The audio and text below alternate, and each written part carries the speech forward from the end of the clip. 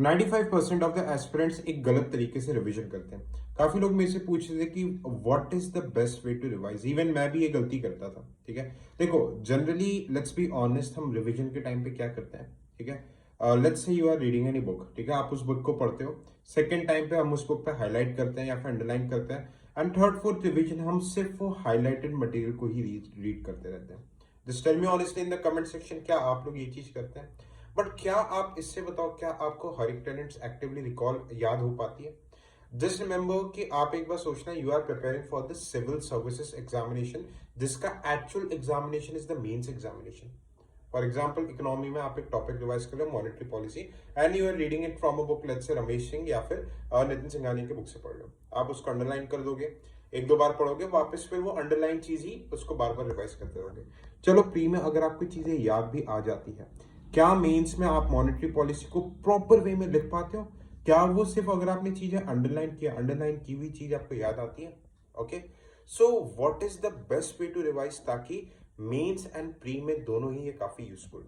I tell you, देखो let's take an example. ठीक है, अब ये सारे सब्जेक्ट्स की अलग अलग स्ट्रेटेजी होती है। ठीक है, मैं आपको मतलब ये भी बताऊंगा कि कहाँ पे आपको नोट्स बनाना है, कहाँ पे नहीं बनाना है। ओके, फॉर एग्जांपल, आपने एक टॉपिक पढ़े हो, plate tectonics, and you are reading it from the 11th class NCERT. आप पहले उस टॉपिक को पढ़ो, टॉपिक को पढ़ के आपने समझ लिया, आप अंडरलाइन करो, कोई दिक्कत नहीं है। पर फिर आप जैसे थर्ड रिवीजन पे आपने फर्स्ट टाइम पे पढ़ा, सेकंड टाइम पे अंडरलाइन किया, when you will be going for third revision, एक ब्लैंक कॉपी खोलो और what ever register, what ever you mention, आप जस्ट राइट कि भाई कॉन्टिनेंटल ड्रिफ्ट थ्योरी में क्या पोस्टुलेट्स बोले थे, क्या उसके प्रोस्पेक्ट्स थे, क्या नेगेटिव्स थे, ठीक है, क्यों वो रिजेक्ट हुआ। उसके बाद थर्मल कन्वेक्शन थ्योरी क्या बोला था, डायग्राम बनाओ। Okay, likewise in the third आप sea floor spreading theory and plate tectonic theory, what were the assumptions, plate contraction कैसे, जो भी चीज आपको याद आ रही है, ओके, टेक आउट 10 मिनट्स और उसको ब्रॉडर पॉइंट्स में लिखते हुए चलो।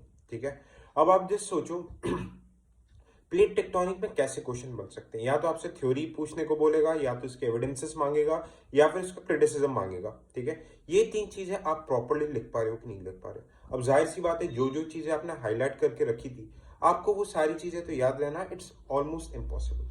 अब फिर जैसे आपने लिखा, देन ओपन द कॉपी, फिर आप उसमें देखो कि भाई आपने क्या चीजें मिस की थी एंड क्या चीजें लिखी है। जो जो चीज आपने मिस की थी उसको आप तभी के तभी या तो पेंसिल से या तो बॉक्स मतलब बना के या फिर आप लिख के उसे हाईलाइट कर दो कि आपको वो चीज याद रहेगी। ये टेक्निक मुझे मेरे फैकल्टीज ने सिखाई थी, एंड ट्रस्ट मी, आप अगर किसी भी एग्जाम की प्रिपरेशन कर रहे हो जिसमें सब्जेक्टिव एनालिसिस की जरूरत है, जिसमें आपको आंसर्स लिखना है, it is the most effective way. अब सवाल ये आता है कि क्या हमें सारे सब्जेक्ट्स में ऐसा करना है? बिल्कुल भी नहीं। कौन कौन से सब्जेक्ट्स में करना है? आई टेल यू, जो कि कंसेप्चुअल सब्जेक्ट है, आपको ये चीजें करनी है। जैसे ज्योग्राफी, ओके, ज्योग्राफी का ऑलमोस्ट आप हर डोमेन में कर सकते हो। ओके, आप इसे जो मेंस के जितने भी सब्जेक्ट है, जैसे गवर्नेंस हो गया, सोसाइटी हो गया, ठीक है, इंटरनल सिक्योरिटी हो गया, उसमें आपको ये चीजें करनी है। ओके, आपको ये चीज टेक्निकल सब्जेक्ट इकोनॉमी में करना है। ओके, इकोनॉमी में you have to do this. ठीक है, फिर आप जाओगे एनवायरमेंट के, हाँ, क्लाइमेट चेंज के जो कॉन्फ्रेंसेस वगैरह आते हैं, पोल्यूशन रिलेटेड चैप्टर पे करना है। बट हाँ, अगर आपसे कोई एकदम ही फैक्चुअल टॉपिक है, जैसे कि नेशनल पार्क हो गया, बायोस्फीयर रिजर्व्स हो गया, बायोडाइवर्सिटी, उसमें आपको ये चीजें नहीं करनी है। एथिक्स में it's a very very impactful technique. आप एक ब्लैंक पेज, लेट्स से आपने एटीट्यूड पढ़ा, आप जब रिवाइज करने जा रहे हो ब्लैंक पेज में लिखो, तो उससे आपका आंसर राइटिंग की टेक्निक भी बहुत बेटर होगी, आप पॉइंट्स को रिकलेक्ट कर सकते हैं। अब सवाल आते हैं हिस्ट्री में। देखो, हिस्ट्री में you do not need to do this. Modern history में जैसे आप स्पेक्ट्रम पढ़ो, वो ऑलरेडी नोट्स है। Okay, they are already notes, आप उसमें हाईलाइटेड चीज पढ़ो। लक्ष्मीकांत, वो ऑलरेडी नोट्स है, तो उसमें आप हाईलाइट करके उसी चीज को मल्टीपल टाइम्स पढ़ो।